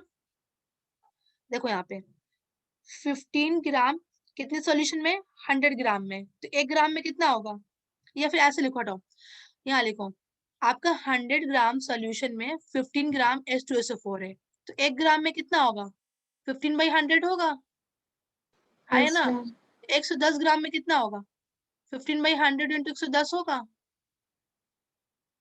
तो आप सॉल्व करो तो 16.5 ग्राम आएगा। अब आपका टोटल सोल्यूशन कितना ग्राम है, 110 ग्राम है, इसमें H2SO4 कितना है, मतलब सॉल्यूशन में आपका सॉल्यूट और सॉल्वेंट दोनों है, आपका सॉल्यूट जो है H2SO4 है, तो वो कितने ग्राम है, 65 ग्राम है, तो सॉल्वेंट का कितना होगा, आप 110 में से 16.5 माइनस कर दो, यस मैम वो आपका आ जाएगा, निकाल लेना, आ जाएगा माइनस करके। मैम वो किसका आंसर हुआ, क्या वो सॉल्वेंट का था तब वो मास ऑफ वाटर हुआ। हाँ, नहीं ये वाला, हाँ वो मास ऑफ वाटर हो गया। And ma'am mass of sulphuric acid, mass of, अब हमें कितना सल्फ्यूरिक एसिड चाहिए, हमें 16.5 ग्राम सल्फ्यूरिक एसिड चाहिए, किसमें से लेना है, हमें 95% से लेना है, यस मैम हमें जो सल्फ्यूरिक एसिड चाहिए इसमें से लेना है ना, तो आप निकाल लो, कैसे निकालोगे, 95% मतलब समझते हो कि आपका 95 ग्राम में आपका 95 ग्राम है 100 ग्राम में, तो 1 ग्राम में कितना होगा, 100/95 होगा, तो इतने ग्राम में कितना लोगे, इंटू 16.5 कर लो, हिट एंड ट्रायल मेथड लगेगा, तो मैम आपका आ थोड़ा सा जाएगा आंसर, कंफ्यूजिंग हो गया। क्योंकि आपने मोल सही से नहीं किया इसलिए थोड़ा confusion, hit and trial method लग रहा है, इसलिए थोड़ा लग रहा हो कंफ्यूजन, बेसिक पहले वो करना पड़ेगा, मोल्स अच्छे से याद है तुम्हें, मोल्स, यस मैम मुझे याद है। हिट एंड ट्रायल मेथड लग रहा है, बाकी और कुछ नहीं लग रहा है। अब हमें देखो, हमें चाहिए 16.5 ग्राम चाहिए सल्फ्यूरिक एसिड, और वो किसमें से निकलेंगे वो हम लेंगे आपका 95% वाले से, तो हमको पता 95% मतलब क्या हुआ कि आपका 95 ग्राम सल्फ्यूरिक एसिड किसमें प्रेजेंट है, 100 ग्राम ऑफ सॉल्यूशन में है ना, यस मैम तो 1 ग्राम में कितना होगा, 100/95 लेंगे, यस एक मैम ग्राम में कितना, इतना होगा, तो इतना ग्राम के लिए कितना लेना पड़ेगा ml, हमें कितना चाहिए, 16.5 ग्राम चाहिए, तो इसके लिए कितना करना पड़ेगा, 100/95 इंटू 16.5, इतना मल्टीप्लाई करोगे तो आपका आंसर आ जाएगा। एंड मैम सल्फ्यूरिक एसिड वो तो लिक्विड होता है, तब हम ग्राम्स में क्यों ले रहे हैं, एमएल में क्यों नहीं ले रहे हैं? हम मास भी निकाल सकते हैं उसका, डेंसिटी अगर दिया हो तो आप मास भी निकाल सकते हो, तो नहीं फिर आप नहीं निकाल मैम लेना। वो हाँ तो सल्फ्यूरिक ठीक है, एसिड तो ठीक है, मिलीलीटर्स में होता है ना। हाँ हाँ यू आर राइट, पर हम उसका मास भी निकाल सकते हैं, तो आप, मैं बता रही हूँ कैसे निकाल सकते हैं, 17.37 हमें ग्राम चाहिए, तो आपको 95% का डेंसिटी पता ना, डेंसिटी कितना दिया हो 95% वाले का, 95% वाले का आपका डेंसिटी 1.85। 1.85 दिया हुआ, ठीक है, तो डेंसिटी का फॉर्मूला क्या होता है, मास बाई वॉल्यूम, तो आपको मास पता चल गया ना 17.37, और आपको डेंसिटी यहाँ से वॉल्यूम निकाल लोगे, तो मैम इधर निकाल बस लोगे अज्यूम, क्या, इधर बस हम तुमसे मास पूछा इसलिए मैं मास निकाला, जब एक्सपेरिमेंट करते तो हम वॉल्यूम ही निकाल के लेते, क्योंकि वो लिक्विड फॉर्म में होता है ना, तो हम वॉल्यूम लेते हैं। तो जनरली वॉल्यूम लेते, इधर मास लेना था। हाँ यहाँ मास तुमसे पूछ रहा था। ओके कल तुम्हें असाइनमेंट कल ही जमा करना है, यस मैम मुझे वो क्वेश्चन ठीक से समझ में नहीं आ रहे थे बिकॉज उधर। देखो क्वेश्चन समझ में इसलिए नहीं आ रहा क्योंकि आपका मूल कंसेप्ट क्लियर नहीं है, जैसे अब नेक्स्ट क्वेश्चन देखो क्या बोल रहा है, कैलकुलेट, एक सेकेंड, First वाले question it was confusing because they gave 2 percentages of हाँ sulfuric acid क्योंकि and they आपको asked it. बनाना है, देखो आपको बनाना है 15% और किससे बनाना है 95%, तो आप देख लो 15% में आपको कितनी मास की जरूरत है और 95% से निकाल लो, फिर जैसे मैंने निकाला 95 ग्राम में 100 ग्राम है, तो 1 ग्राम में इतना होगा, तो हमें कितने परसेंट की जरूरत है, 16.5 ग्राम की जरूरत है, वहां पे मल्टीप्लाई कर दिया हमने।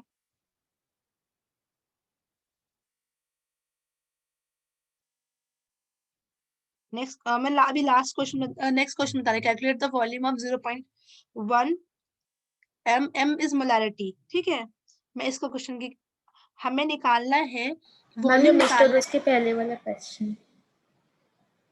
उसके कितने क्वेश्चंस भेजे आपने, मैम टोटल 4 ये भी फर्स्ट वाला हुआ, उसके सेकंड वाला सोल्यूशन इज फॉर्म बाय वो वाला।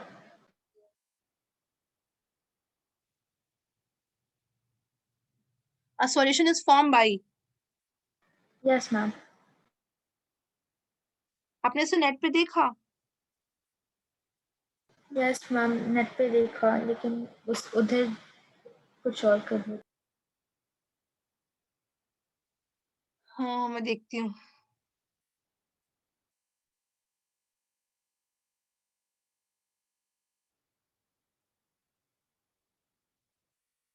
क्या कह रहा है कि a solution is formed by mixing 300 gram of 40% 40% and 400 gram of 30% solution, है ना? तो क्या निकालना है?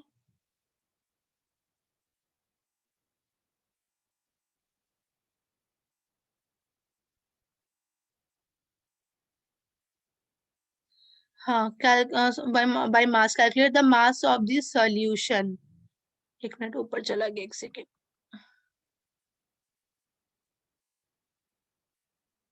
Calculate the mass percent of the solution. तो मैं ठीक है, तो दो चीज से बना, एक तो आपका सॉल्वेंट, एक आपका क्या है, सॉल्यूट है।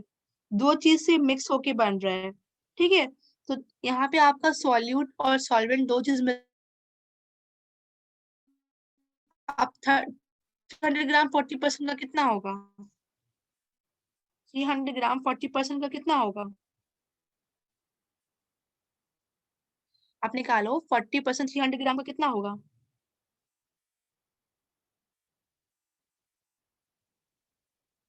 40%,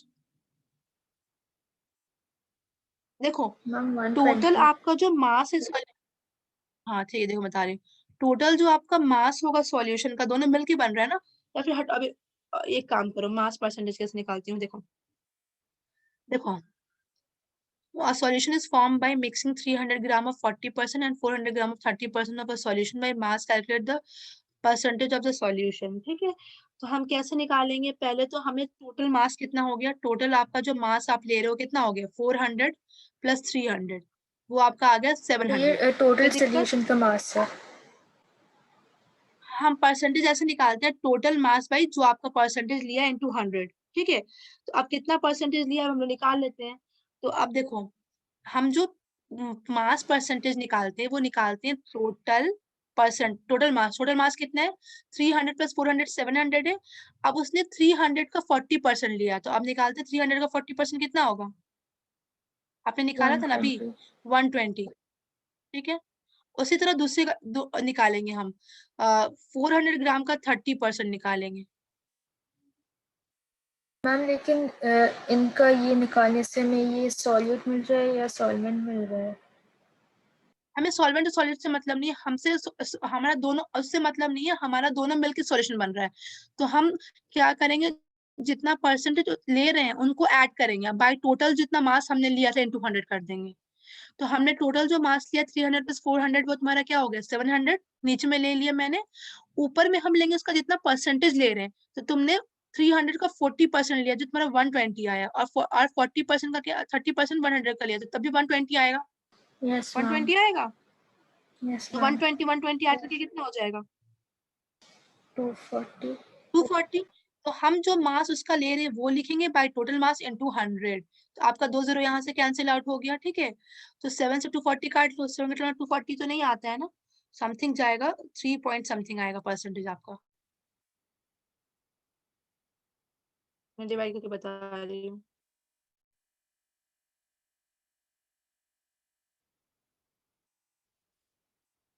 थर्टी फोर पॉइंट 28% आएगा। देखो कुछ नहीं करना है इसमें, आपको परसेंटेज निकालना है ना सॉल्यूशन का। तो आपको क्या करना है, आप उसका जितना जितना पार्ट ले रहे हो उसका परसेंटेज निकाल के सम कर लेना, बाय टोटल मास कितना था इनिशियली, 700 से इंटू 100 कर देना, आपका परसेंटेज आ जाएगा। तो मैम ये जो परसेंटेज आया, ये किसका परसेंटेज? इस सॉल्यूशन का मास परसेंटेज आया, सॉल्यूशन का, क्योंकि हमने दोनों को ऐड किया ना, सॉलिड और सॉल्वेंट को। Yes ma'am.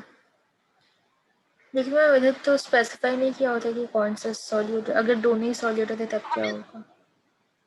ऐसा कुछ नहीं है, सॉल्यूशन हमेशा दो सॉलिड और सॉल्वेंट मिलके ही बनते हैं, ठीक है, भले दोनों सॉलिड फॉर्म में हो, दोनों लिक्विड फॉर्म में, डजंट मैटर, पर ऐसा कुछ नहीं है।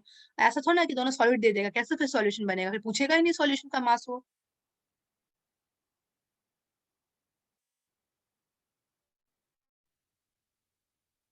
लेकिन मैम मास पर्सन सिर्फ सॉल्वेंट और सॉल्यूट का नहीं होता, बिकॉज सोल्यूशन से तो इट बी 100 ओनली।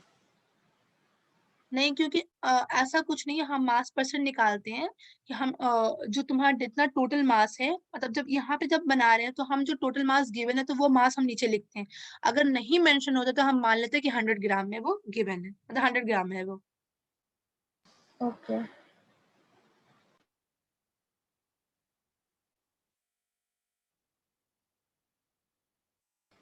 इसी में नेट पे 2 आंसर्स आ रहे थे। नहीं, ये वाला ये this is the correct answer, दूसरे को Okay. फॉलो मत करना। Okay. नेक्स्ट क्वेश्चन देखते हैं।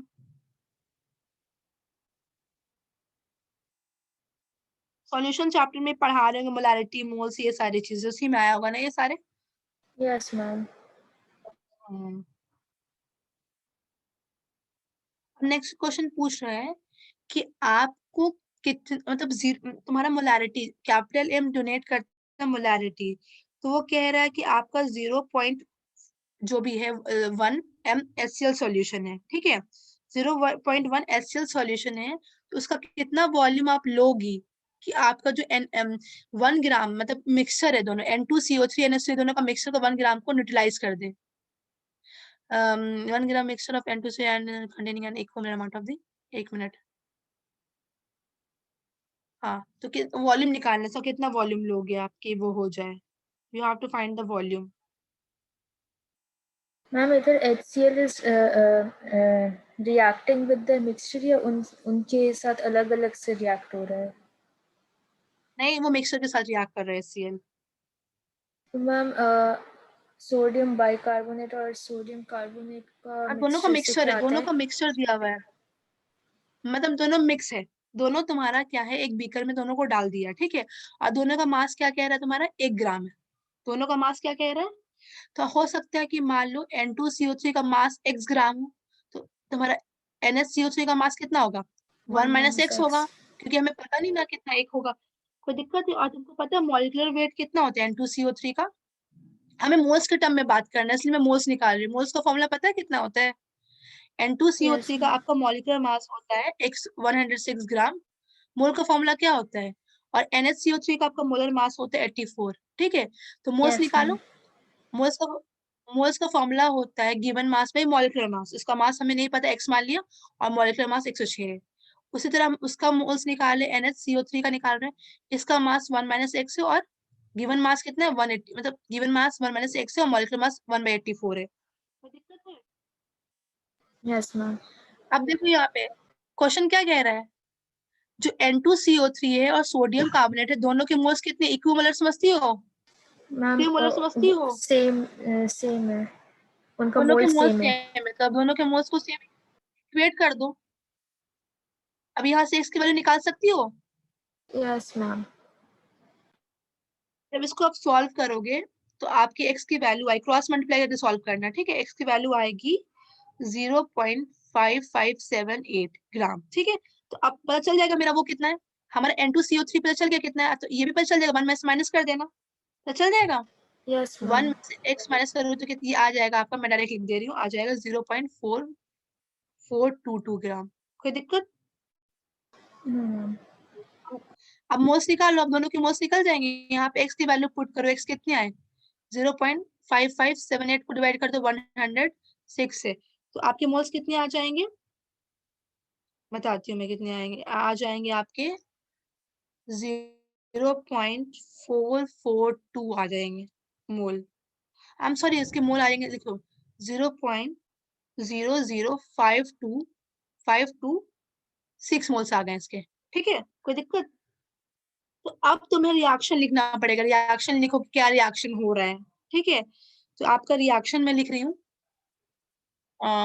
इतना लिख लो, फिर मैं रिएक्शन यहाँ लिख रही हूँ, देखो N2CO3 से आपका रिएक्शन किया HCl, तो आपको न्यूट्रलाइजेशन रिएक्शन हो रहा है, तो आपका NaCl बनेगा, और प्लस H2O बनेगा। मैम ये अलग ठीक है, अलग से रिएक्ट तो नहीं हो रहा, आपने बोला कि मिक्सचर तो है। बीकर में, हाँ मिक्सचर है पर दोनों रिएक्शन अलग अलग करेगा, मतलब अलग अलग बीकर में नहीं कर रहे हैं हम, एक ही बीकर में लिए पर HCl दोनों के साथ एक ही बार नहीं करेगा, अलग अलग करेगा। आई एम सॉरी, मैंने इसमें डिफरेंटली बता दिया था।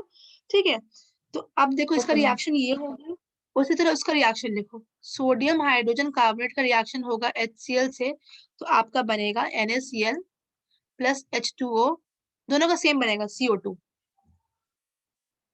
ठीक है, तो अब यहाँ देखो आपका जो N2O3 कितने मोल है, एक मोल किससे रिएक्ट कर रहा है, एक मोल HCl से कर रहा है, ये भी एक मोल रिएक्शन इससे एक मोल से कर रहा है एक मोल से, हाँ या ना। मैम मैंने एक से सेकंड। एक सेकंड रुकिए, यहाँ पे बैलेंसिंग नहीं हुआ, यहाँ पे 2 आएगा आपका। ठीक है, अब यहाँ रिएक्शन देखो पहले, ये आपका NS एक मोल किससे रिएक्ट कर रहा है, एक मोल HCl से रिएक्ट कर रहा है, तभी तो न्यूट्रलाइजेशन रिएक्शन दे रहा है, यस हाँ या मैम। ना। यस। ठीक है, तो पर आपका ये कितना मोल है, आपने मोल निकाला ना, कितना मोल है ये आपके पास, आपके पास 0.422 मोल है यस मैम। आपने, तो ठीक है, आप देखो यहाँ पे, तो कुछ नहीं करना है आपको, मैम आपको दोनों पता में है कि सेम एक मोल्स है मोल, ना? नहीं दोनों में सेम मोल्स नहीं है, अब एक मिनट एक सेकंड, हाँ दोनों में सेम मोल्स है, करेक्ट, हाँ। तो अब मेरी बात सुनना, अब आपका जो एक मोल N2CO सॉरी NHCO3 एक मोल HCl के साथ रिएक्ट कर रहा है, ठीक है, एक मोल एक से कर रहा है, तो 0.0052 कितने मोल्स के साथ रिएक्ट करेगा, उससे मल्टीप्लाई कर दो, उतनी से करेगा। देखो, अब हमें पता है कि एक कप चाय बनाने के लिए एक कप दूध चाहिए, तो 2 कप चाय बनाने के लिए कितना दूध चाहिए होगा हमें, 2 कप, हाँ या ना। Yes ma'am. उसी तरह देखो यहाँ पे, देखो ये नीचे वाला देखना, दिस रिएक्शन, आपका ये 1 मोल चाहिए, इसके रिएक्शन बनाने के लिए 1 मोल चाहिए, चाहिए ना। तो अब इससे अगर हम ये 2 मोल लेंगे तो हमको HCl भी 2 मोल चाहिए, अगर हम ये 3 मोल लेंगे तो हमें HCl भी 3 मोल चाहिए, क्योंकि यस दोनों का मैम। एक एक पार्ट चाहिए। अब यस। इसका हमने कितने मोल लिया, 0.0052 लिया, तो HCl भी हमें कितना चाहिए, 0.0052 चाहिए, समझ यस गया। मैम। अब इस केस में देखना, अगर मुझे 1 कप दूध है तो हमें 2 कप, मतलब मान लो एक कप पानी है तो हमें 2 कप दूध चाहिए, ये रिलेशन लग रहा है। अगर N2CO3 एक है तो हमें HCl कितना चाहिए, 2 चाहिए, है ना। Yes ma'am. अगर ये मेरे पास हाफ होगा तब ये 1 कप चाहिए, तो अगर मैम मेरे उस पास नंबर 1 का कप दूध डबल है, होगा, 2 कप उसके पानी, मोल्स का डबल होगा तब। आधा होगा, आधा, आधा ना, क्योंकि इसका निकालना है ना, तो इसका जो HCl है इसका आधा चाहिए हमें, इसका आधा चाहिए हमें, मतलब HCl इसका आधा, मतलब इसका आधा चाहिए ना। तो देखो ये 1 कप है तो ये 2 HCl बना, ठीक है, अगर आधा कप रहता तो कितना चाहिए होता है, 1 चाहिए, तो ये आपका आधा ही है 0.5, तो आपको HCl 1 ही मोल चाहिए, मतलब क्लियर हो मैम गया। तो मैम Na2CO3 में जितना है तो उसका डबल चाहिए होगा ना? हाँ हाँ, और करें HCl उसका में। डबल चाहिए, सॉरी, हाँ हाँ हाँ, उसका डबल चाहिए, फिर आप टोटल मोल्स निकाल ओके। लोगे दोनों को ऐड करके। Yes ma'am. कुछ तो समझ में आया थोड़ा बहुत। देखो कभी भी हम कंपैरिजन है ना मास से नहीं करते, हमें मोल से कंपेयर करते हैं, तो पहला आपको दो सबका मोल्स निकाला आपने, ठीक है, तो मैम मोल्स हमें निकाल इधर के आपको टोटल क्वेश्चन में HCl का इक्विमोलर, मोल्स निकालना है। टोटल HCl बस निकालना है कितना चाहिए, So it मोल्स ही, will हाँ be मोल्स ही निकालना है, हाँ हाँ मोल्स ही। ठीक है, हाँ okay, and then I can find out the अब मेरे volume question, by doing that. हाँ Okay. हाँ, you can find out the volume by doing that. अब मैं तुम हाँ, मेरे क्वेश्चन वो सुन लो तुम मेरी बात, कि देखो पहले हमने क्या किया, मोल्स निकाला, ठीक है, हमने 1 ग्राम लिया, x मान लिया, तो अब तुम्हें क्वेश्चन में इक्विमोलर कहा है, तो हमने दोनों इक्वेट करके उसकी मास निकाल ली, फिर मोल्स निकाली, फिर रिएक्शन से हमने कंपेयर कर लिया। कोई डाउट, No मैम। इतने क्वेश्चन थे ना आपके। अब और मुझे मैम पता और है कि एक आपको पूरा लास्ट समझ है। में नहीं आया, एक और है, कौन सा question, calculate the molarity. Yes ma'am. इसमें मेरा मैंने सॉल्व किया था लेकिन मेरा आंसर एग्जैक्ट नहीं आ रहा था। एक मिनट,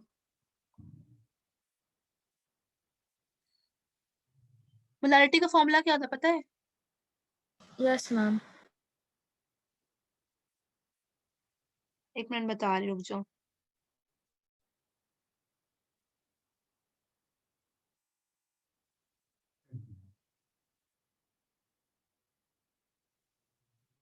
आपने नेट पे भी चेक किया था। नहीं मैम, ये वाला मैंने खुद किया था और आंसर्स में ये दिया हुआ था, लेकिन मेरे आंसर्स अलग थे। मेरा मोलारिटी आया था 7.076 और मेरा मोलालिटी आया था 10.20। एक सेकंड देखती हूँ मैं। मोलारिटी का फॉर्मूला पता है क्या होता है? मोलारिटी का Yes, फॉर्मूला ma'am. होता है density bye sorry number of moles by volume, ठीक है। तो आप पहले आपको क्वेश्चन में क्या दिया हुआ है, एक सेकंड मुझे देखने दो। आपको डेंसिटी दिया हुआ है, तो डेंसिटी से आप कहाँ चला गया क्वेश्चन, एक सेकंड।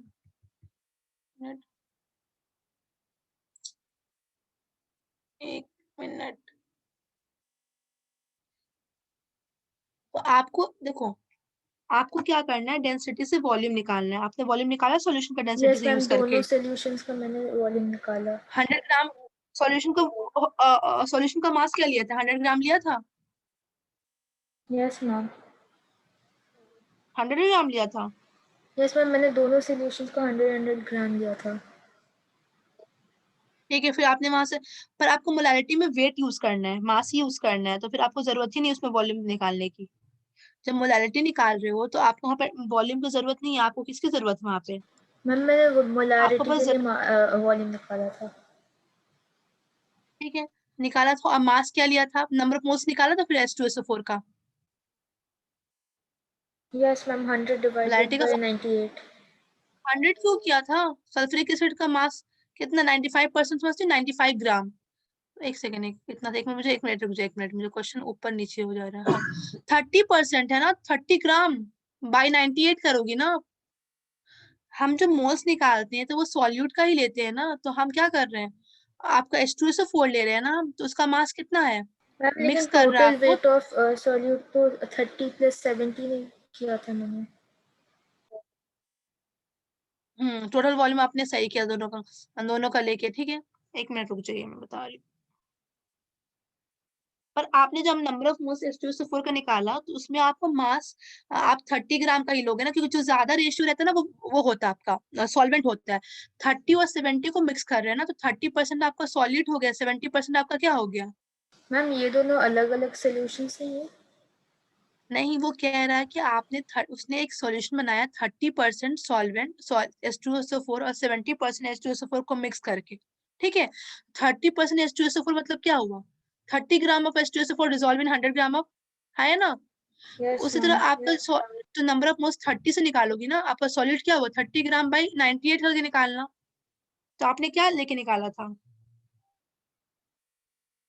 मुझे लगा था कि ये दोनों अलग अलग सॉल्यूशंस है, तो मैंने 30 और 70 को ऐड कर दिया, तो वो टोटल नहीं, नहीं सॉल्यूट करना बना है। देखो, दिया। आपको पता है ना कि जो मोलारिटी होता है उसका फॉर्मूला क्या होता है? Number of moles of solid by volume होता है ना। तो आपका यहाँ पे सॉलिड कौन सा? 30%। जो कम होता है वही सॉलिड होता है। तो आपको निकालना होगा 30 और H2SO4 का मान होता है 98, और डेंसिटी से आपने वॉल्यूम निकाला होगा, we have to put here, और आपका मोलारिटी निकल जाएगा। इसको सॉल्व करना हो जाएगा।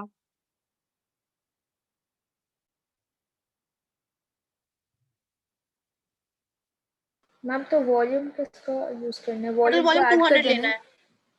है। हाँ 200 लेना है दोनों का वॉल्यूम, क्योंकि आप दोनों मिक्स कर रहे हो ना, तो you have to take the volume 200 ml। Ma'am लेकिन वॉल्यूम तो निकालना है, ये मास वेट में नहीं दिया हुआ है। देखो एक मिनट रुक जाओ। इधर 30% और 70% बाय वेट लिखा हुआ आपको है। वॉल्यूम दिया ना, volume equal volume by weight. हाँ, तो आपको वहां से निकालना पड़ेगा ना, वो उससे निकालना पड़ेगा। आपको डेंसिटी पता है, 200 ग्राम ले लेना वो, और फिर वहां से वॉल्यूम निकाल लेना। मास 200 ग्राम लेना, क्योंकि सॉल्यूशन का मास तो 200 होगा ना, दोनों 100 ग्राम है, तो फिर निकाल के वो कर लेना।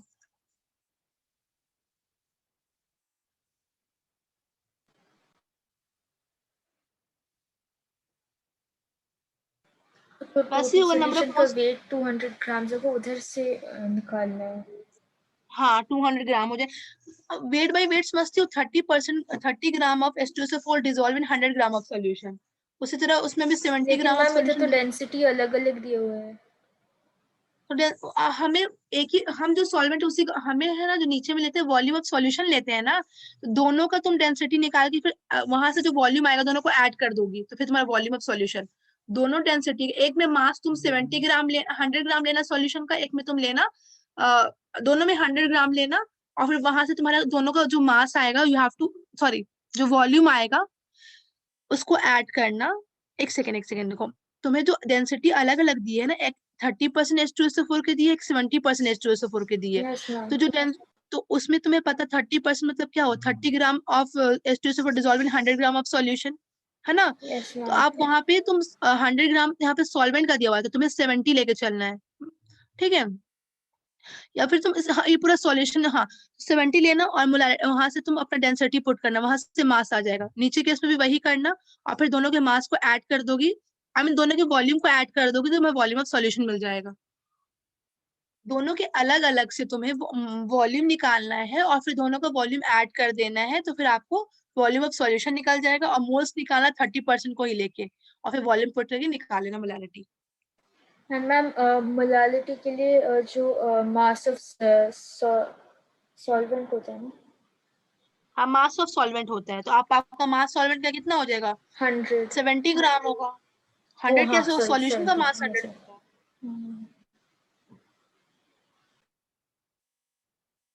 ओके मैम, ट्राई करना, समझ में आ न्यूज़ नेक्स्ट गया। क्लास में मैं बताते हैं, ठीक है। Okay ma'am.